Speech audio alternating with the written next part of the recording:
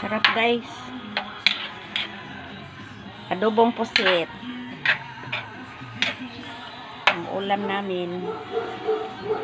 Naman ta? Tampang ba?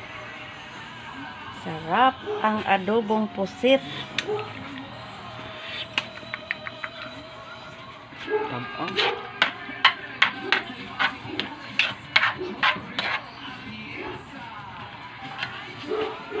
Labay tama.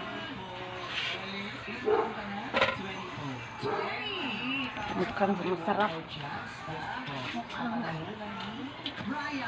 Tikman natin guys. Tikman natin guys. Kung sarap ba ito guys. Kagaang. Lagyan na asin. Kasi is mahilig ko sa wholesome. Yung mga classic. I'm sure tuwing linggo yan yung madalas na pinapatuto. Yes, lalo na pag yung mga alas 3 ng hapon. Yung talaga na alas 3. Yes, makakatulog ka. So, yung sinasabi ng nanay mo, matulog ka sa tanghali.